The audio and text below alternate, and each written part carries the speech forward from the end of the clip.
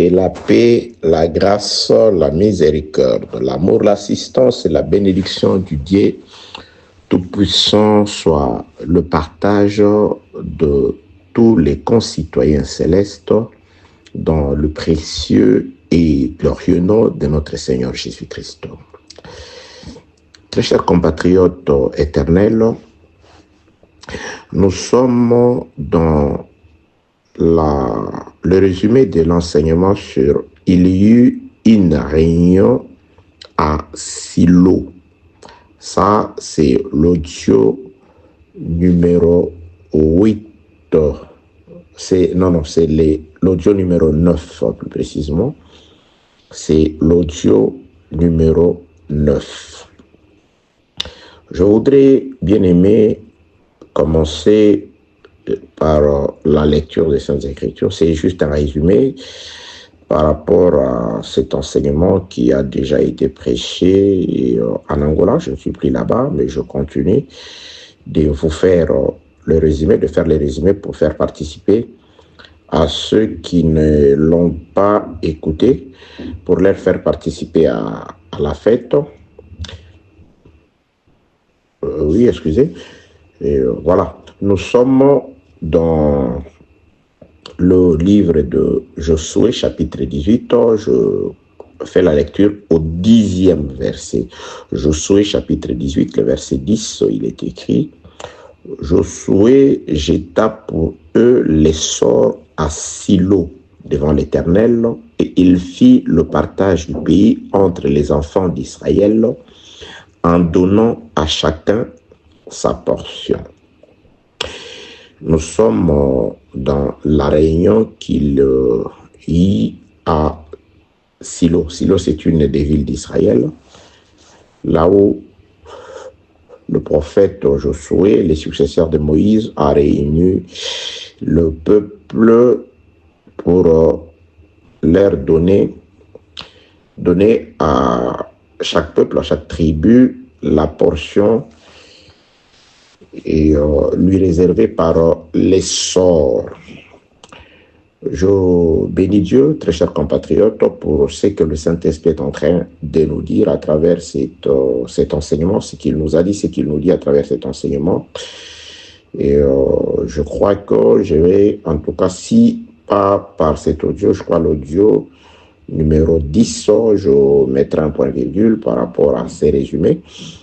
Et nous allons poursuivre, nous sommes toujours là, nous reconnaissons que ce que Dieu nous donne, ce n'est pas pour nous, il nous donne cette nourriture pour vous. Il a été dit sur Azer, un des fils de Jacob, dans la bénédiction prophétique de Jacob, il dit, Azer, il sert le mets délicieux, un mets délicieux de roi, c'est quelqu'un qui sert le mets, le repas royal au peuple. Donc nous sommes là comme Azer afin de mettre à votre disposition la nourriture que votre Père a préparée pour vous. Bien-aimés, nous n'allons pas chercher la nourriture, nous n'allons pas au champ. Lui, il a déjà travaillé, il a amassé, selon que dit le frère Paul. C'est le Père qui amasse pour les enfants, c'est lui qui a travaillé, selon qu'il est écrit encore dans le livre des Proverbes. C'est par la vigueur du bœuf qu'on doit l'abondance de la nourriture dans la crèche. Donc, le bœuf figuré qui a travaillé, c'est le Seigneur Jésus-Christ. Car lui a pourvu. Il est écrit qu'à ses bien-aimés, là le psalmiste dit, c'est en vain que vous vous levez tôt le matin pour vous coucher tard et manger les pains de douleur, mais à ses bien-aimés, lui, il prépare le pain pendant qu'ils sont en sommeil. Bien aimé, pendant que nous dormions encore, pendant que nous étions encore morts, lui est allé préparer la nourriture pour nous. Que la paix de notre Seigneur soit avec vous, au nom de Jésus-Christ. Donc c'est pendant notre sommeil que lui a préparé la nourriture pour nous. C'est pour que personne ne se glorifie. C'est pour qu'aucun prédicateur ne dise que c'est grâce à moi, si je ne parle pas, si je ne suis pas là. Bien aimés, nous sommes tous remplaçables aux yeux de Dieu. Il n'y a pas d'irremplaçable. C'est Dieu qui utilise l'argile à sa guise. Donc le potier est le maître de l'argile. Il donne à l'argile le forme, la forme qu'il veut, la forme selon son gré. Donc c'est Dieu qui a fait aux uns, il a donné aux uns, c'est lui qui a donné aux uns, c'est lui qui a donné aux uns d'être évangéliste, c'est lui qui a donné, c'est Dieu qui a donné, tout émane de Dieu, tout est venu de Dieu, c'est Dieu qui fait grâce. C'est pourquoi le frère qui écrit la lettre aux Hébreux parle de Jésus-Christ comme étant le ministre au singulier, le ministre du sanctuaire. Donc le ministre, c'est le Seigneur Jésus qui utilise le vase à sa guise, à sa volonté. C'est celui qui a choisi, c'est celui-là, le maître qui s'en allait et qui a partagé les talents à ses serviteurs. Il a jugé le premier digne de recevoir 5 talents, le second 2 talents et à l'autre 1 talent. C'est lui qui a décidé ainsi. Il a décidé ainsi, tout reste selon sa volonté, que la paix, la grâce, soit la miséricorde, l'amour, l'assistance de Dieu soit avec vous, notre Jésus-Christ. Donc c'est lui qui a travaillé et qui prépare le pain pour ses bien-aimés pendant leur sommeil, dit le psalmiste. C'est Dieu, c'est le Seigneur Jésus-Christ, lequel, par sa vigueur, il a préparé le pain pour nous. Oui, Job a aussi dit ça sous d'autres expressions, sous d'autres termes. Il dit la même chose que le psalmiste, mais Job, il dit pendant que les hommes sont plongés dans un profond sommeil, Dieu leur parle. Il parle aux hommes pendant qu'ils sont dans le profond sommeil. Donc, pendant que l'homme est dans un profond sommeil, Dieu lui parle. C'est pourquoi, si tu veux écouter Dieu, il faut dormir. Oui, très chers compatriotes, j'ai entendu une prédicatrice dire, voilà, les hommes disent que nous, on ne doit pas prêcher, mais l'homme, quand il s'était endormi, quand Dieu l'a fait endormir, et l'homme ne savait pas ce que Dieu a parlé à la femme. Ça, c'est une machination, c'est une imagination, en tout cas, mortelle. C'est un venin, un poison mortel. D'après Job, Dieu parle à l'homme quand il est plongé dans un profond sommeil. C'est alors qu'il lui parle, il lui donne des avertissements pour éloigner son âme du glaive. Ça, c'est Job qui dit. Et le psalmiste dit, c'est pendant le sommeil de bien-aimés que Dieu leur prépare le pain. Donc, c'est-à-dire, entre Adam qui dormait et Ève qui était réveillée, s'il y a quelqu'un à qui Dieu a parlé, c'est celui qui dormait, d'après Job et d'après les psalmistes. C'est pourquoi celui qui dormait, quand il s'est réveillé, il a vu la femme, il a prophétisé. Ce n'est pas la femme qui a prophétisé, mais c'est l'homme qui a prophétisé. Voici cette fois-ci une autre partie de moi. On l'appellera femme.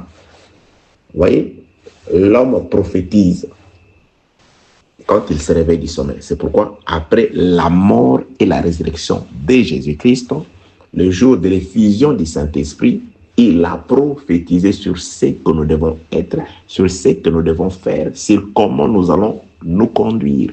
La prophétie, c'est l'événement du Saint-Esprit.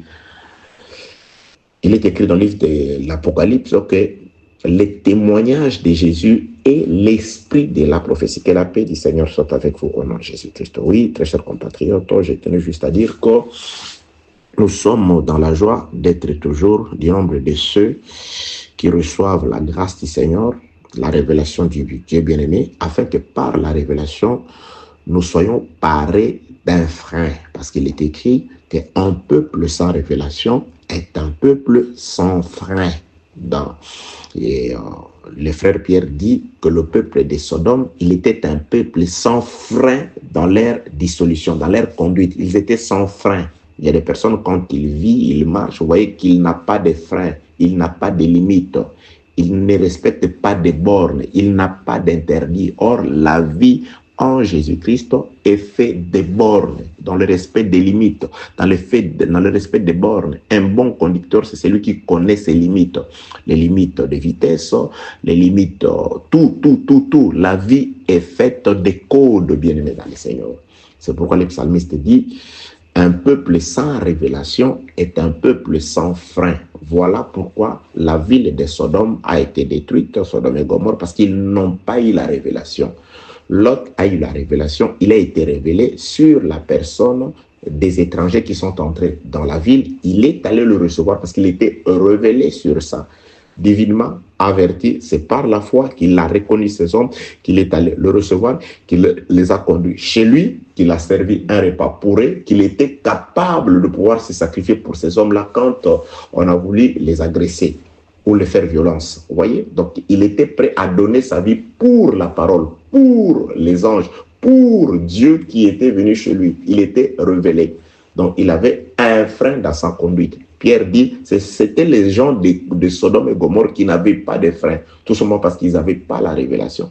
Donc, tu ne peux pas me dire que tu as la révélation quand tu marches en désordre, quand tu te conduis selon les grés de ton cœur, quand tu es impassionné des œuvres de la chair. Que la paix de notre Seigneur soit avec vous au nom de Jésus-Christ. Donc, très chers compatriotes, nous sommes dans l'enseignement intitulé « Il y eut une réunion à Silo ». Donc, la lecture de base, nous l'avons faite et ces textes qui nous servent d'écriture de base, nous l'avons trouvé dans le livre de Josué, chapitre 18, le verset 10. Je reprends la lecture. « Josué jeta pour eux les sorts à Silo devant l'Éternel et il fit le partage du pays entre les enfants d'Israël en donnant à chacun sa portion. » Donc, nous avons compris que, bien aimés, lorsqu'ils étaient encore au désert, Moïse a fait la promesse. La promesse disait que quand vous entrerez, quand vous arriverez dans le pays, vous partagerez le pays entre différentes tribus. Donc ça, c'était une promesse qui a été faite au désert et il fallait que celui par qui la promesse a été faite, c'est-à-dire Moïse, puisse mourir afin que la promesse devienne réalité. Dieu a fait des promesses et ces promesses ont été accomplies en Jésus. Il fallait que Jésus, celui par qui la promesse du salut a été faite à l'humanité, puisse mourir. Jésus, quand il est mort, maintenant, les successeurs de Jésus, le Saint-Esprit, comme de l'autre côté, les successeurs de Moïse, Josué, il va ramener le peuple, après d'avoir amené le peuple dans la terre promise, dans l'accomplissement des promesses. Maintenant, il doit distribuer à chacun les dons qui lui reviennent de la part du Seigneur. C'est pourquoi le Saint-Esprit ne nous introduit pas seulement au temps de la grâce, mais le Saint-Esprit s'assure aussi à distribuer, à donner à chacun de nous ce qui lui a été réservé depuis le ciel, depuis l'éternité, les dons que Dieu a prévus pour lui. Bien aimé, je le répète, il n'y a pas de membres qui manquent d'utilité dans le corps. Nous sommes les membres du corps du Seigneur. Chaque membre a un rôle à jouer pour l'utilité commune. Que la paix du Seigneur soit avec vous au nom de Jésus-Christ. Donc, très chers compatriotes, Josué dans l'ombre, les successeurs de Moïse, il conduisit le peuple dans la terre promise. Et là, après avoir soumis le pays, il va appeler le peuple dans la ville appelée Silo. Pourquoi seulement à Silo? Parce que le psalmiste nous dit quelque chose ici. Laissez-moi lire le passage que j'ai toujours donné comme ça. Nous allons lire avec pour beaucoup plus de précision. Je suis dans le livre de Psaume, chapitre 78. Psaume 78, 78 pour le belge. Psaume 78. Psaume 78, le verset 60. Le verset 60, il est écrit, 60, il est écrit, il abandonna, c'est-à-dire l'Éternel abandonna la demeure de Silo, la tente où il habitait parmi les hommes. Donc, Silo était la demeure de l'Éternel. C'était la tente où Dieu habitait parmi les hommes. Donc, Josué, en ramenant le peuple à Silo, donc il a juste dans l'ombre ramené le peuple dans la demeure de Dieu, selon ce qui est écrit ici. C'était la demeure de Dieu, c'était la tente où Dieu habitait parmi les hommes. Et nous savons aujourd'hui qu'il est écrit, lorsque l'ange, lorsque la prophétie sur la naissance de Jésus-Christ est donnée, on parle de l'enfant qui doit être appelé Emmanuel, ce qui veut tout simplement dire Dieu avec son peuple, Dieu au milieu de son peuple, Dieu habitant avec son peuple. Dans l'ombre déjà, Dieu avait dit, j'habiterai au milieu de mon peuple. et il a habité au milieu de son peuple à travers le tabernacle. Que la paix de notre Seigneur soit avec vous au nom de Jésus-Christ. Donc, Silo, aujourd'hui, ce n'est plus une ville qu'on doit rechercher naturellement comme ça, une ville construite, je ne sais par qui, mais Silo, aujourd'hui, c'est la tente de l'Éternel. C'est le lieu d'habitation de Dieu parmi les hommes. Parmi les hommes, Dieu ne se trouve que dans la parole. Donc, Josué, dans l'ombre qui ramène le peuple à Silo, aujourd'hui, les successeurs de Moïse, notre Josué, c'est le Saint-Esprit qui vint après la mort de Jésus-Christ, qui a pour rôle de nous ramener dans la parole. Et dans la parole, chacun reçoit son dû. Dans la parole, chacun reçoit ce qui a été préparé pour lui. Que la paix de notre Seigneur soit avec vous. On a Jésus-Christ, ça, c'est un résumé du résumé. C'est ce qui a été dit pendant tout ce temps. Donc, à Silo, le partage, on partage pendant la grâce, chacun reçoit ce qui lui est dit. Bien aimé, il y a des gens qui se contentent juste de dire on est dans la période de la grâce. Nous vivons les temps de la grâce. Vous devez, mais on doit bénéficier des acquis de la grâce. On doit bénéficier du fruit de la grâce. On doit manger les fruits du pays. La manne doit cesser. On doit manger les fruits du pays. Pourquoi? Parce que on est entré, on a foulé le pied de la terre promise. Plutôt la terre, nos pieds ont foulé la terre, la terre ou le sol de la terre promise. Paix de Dieu sur vous, au nom de Jésus-Christ. Donc, Silo, bien-aimé, c'est là où on partage le butin. Silo, c'est là où chaque tribu vient recevoir son dû. Donc, c'est à Silo que Dieu a fait le partage. Et aujourd'hui, nous parlons de ces choses. Le frère Paul dit, elles ont été écrites pour nous servir d'exemple, de modèle, pour notre instruction. Nous devons tirer instruction de ces choses. Et nous devons nous représenter ce que ces choses voulaient dire pour nous, car Dieu les a écrites, le frère Paul dit, pour eux, certainement, mais beaucoup plus pour nous, afin que par la connaissance que donnent les Écritures, dit le frère Paul, que nous puissions posséder l'espérance, que nous puissions reconnaître que si dans l'ombre, les successeurs de Moïse étaient à même d'amener le peuple à Silo, synonyme de la parole aujourd'hui, et de distribuer à chacun un don de la part du Seigneur, un héritage pour lequel ils n'avaient pas travaillé. Israël a habité des villes qu'ils n'ont pas construites. Ils ont mangé le fruit dont ils ont profité de la vigne dont ils n'avaient pas planté. Nous, idem bien-aimés, il y a une ville qui a été édifiée pour nous et nous entrons dans cette ville, nous entrerons dans cette ville. Il y a une nourriture, les mets délicieux de roi qui a été préparé pour nous par le véritable cuisinier Jésus-Christ. Que la paix de notre Seigneur soit avec vous au nom de Jésus-Christ. Donc, très compatriotes, je suis en train de dire que nous devons tirer instruction de ces choses et ces choses doivent nous accorder l'espérance. Nous devons être rassurés, fondés dans la grâce que Dieu est vrai, que Dieu est réel, que sa parole est vraie, que la parole est réelle. La parole nous accorde tout ce dont nous avons besoin par rapport à ce que Dieu a prévu pour nous. Paix de Dieu sur vous, au nom de Jésus-Christ. Donc, nous irons pour dire qu'à Silo, il s'est aussi passé un événement. Laissez-moi lire les passages des Écritures de Juges, chapitre 21, je crois. Je vais chercher Juges, chapitre 21. Livre de Juges, chapitre 21. Et je vois que c'est ça.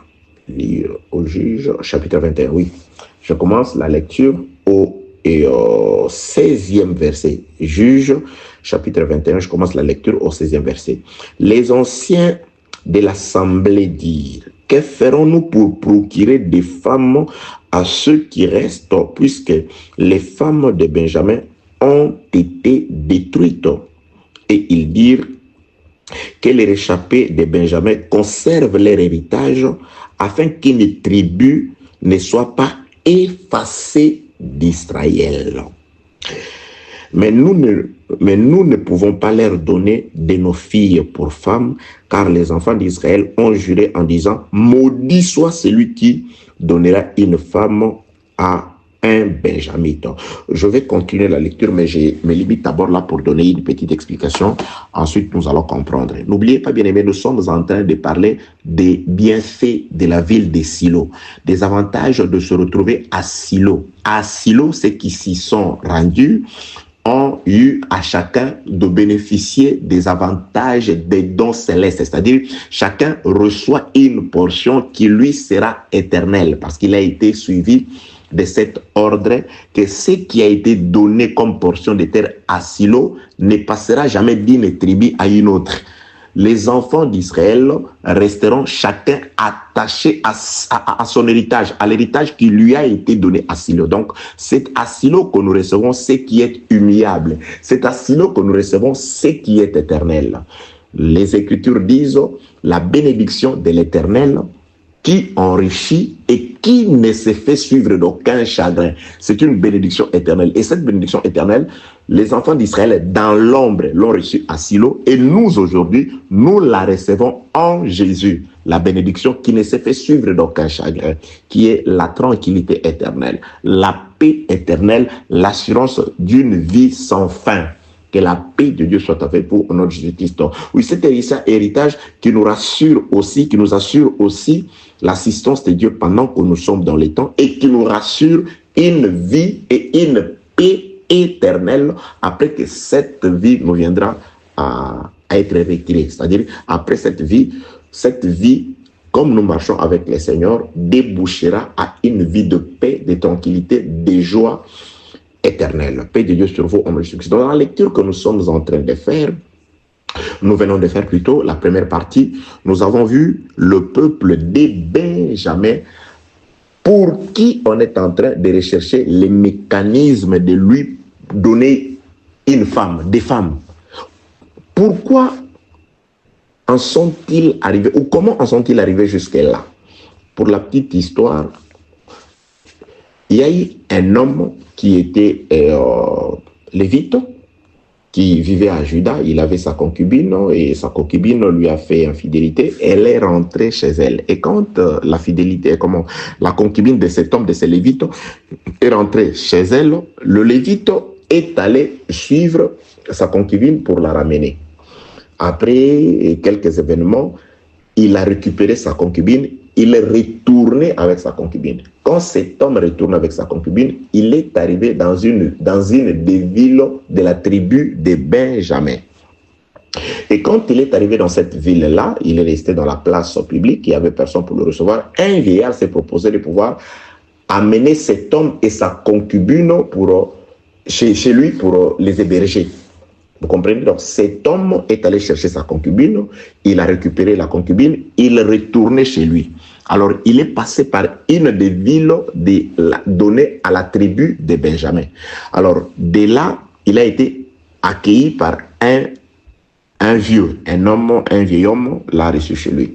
Les habitants de la ville étaient méchants. Ils sont arrivés de nuit chez cet homme-là, ils ont dit: fais sortir ces Lévites, fais sortir cet homme, nous voulons l'abuser, nous voulons le connaître. Et cet homme-là s'est proposé de pouvoir donner à ces brutes-là, à cette partie de Benjamin, à ces gens de la ville de Benjamin-là. En ce temps-là, les Benjamins travaillèrent et on leur donna les femmes à qui l'on avait laissé la vie parmi les femmes que j'avais à Gala.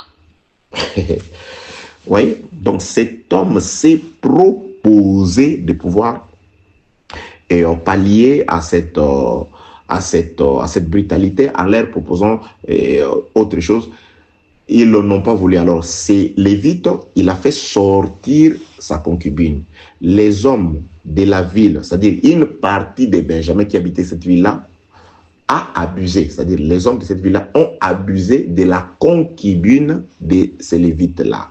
Les matins, le monsieur est sorti, le Lévite est sorti pour aller chez lui. Il a trouvé sa concubine qui a été abandonnée devant la porte. Elle était presque morte. Il a pris sa concubine, il est parti avec sa concubine, arrivé chez lui, il a partagé sa femme, sa concubine, en 12 morceaux qu'il a envoyés dans chacune des tribus d'Israël. Alors, lorsque les enfants d'Israël ont vu un tel scandale, ils se sont tous réunis. Et quand ils se sont tous réunis, ils ont dit: mais qui a commis cette infamie, cet acte méchant? C'est alors que le Lévite s'est expliqué, il dit: voilà ce qui est arrivé dans une ville, dans une des villes de Benjamin, je suis arrivé avec, voilà.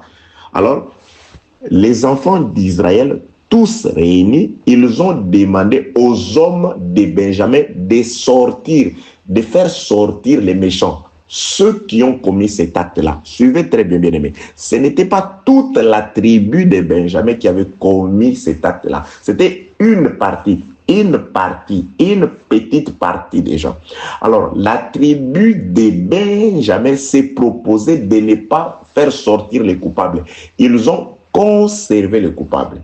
Ils ont refusé. Ils ont dit, nous ne vous livrerons pas le coupable. Pourquoi? Parce que les restes des tribus d'Israël voulaient mettre à mort les coupables. Alors, Benjamin a caché ses frères. Benjamin a protégé ses frères. C'est là qu'on va commencer l'explication de ce que je vais nous dire ici. Donc, maintenant, les restes des tribus d'Israël se sont réunis pour faire la guerre à Benjamin. Pas parce que toute la tribu de Benjamin avait péché, mais tout simplement parce que la tribu de Benjamin a refusé de livrer le coupable, a refusé de céder le coupable pour qu'il soit châtié, pour qu'il soit tué. Donc, on fait la guerre à Benjamin, pas parce que tout Benjamin est coupable, mais parce que Benjamin protège les coupables. Donc, par là, je me suis envolé dans les Écritures pour dire que Benjamin, à qui on fait la guerre, Benjamin qui accepte les châtiments, Benjamin qui accepte de mourir parce qu'il protège les coupables, c'est Benjamin-là, c'est aussi le type de notre Seigneur Jésus-Christ. Il est écrit, les châtiments qui nous accordent la paix étaient tombés sur lui. Si Jésus a été frappé, si Jésus a été maudit à la croix, ce n'est pas parce que Jésus a péché, mais c'est parce qu'il y a eu nous qui avons péché. Il fallait que nous soyons livrés à la mort, mais Jésus a accepté de nous protéger. Vous voyez, la tribu de Benjamin a accepté d'être éliminée, d'être tuée, d'être massacrée, de subir la colère des autres tribus d'Israël, tout simplement parce que cette tribu a protégé les coupables. Donc Jésus, tout ce qu'il a subi à la croix, les humiliations, l'opprobre, la nudité, toutes ces choses-là, Jésus-Christ les a subis pour nous protéger. Que la paix de notre Seigneur soit avec vous, notre Jésus-Christ. Donc, on a frappé Benjamin, pas parce que tout Benjamin était coupable, mais parce que Benjamin s'est refusé de livrer le coupable. Benjamin a été frappé, Benjamin a été maltraité, malmené, maudit, à tel enseigne qu'on a dit, on ne donnera, aucune tribu ne donnera sa femme, sa fille à quelqu'un de la tribu de Benjamin. Donc, il est maudit. Il n'a pas le droit de prendre une femme parmi les enfants d'Israël. Or, la loi interdisait aux enfants d'Israël d'aller chercher les femmes ailleurs. Vous comprenez? Que la paix de notre Seigneur soit avec vous au nom de Jésus-Christ. Maintenant, quand on a massacré, on a fait la guerre à Benjamin, ce n'était pas tout Benjamin qui était exterminé.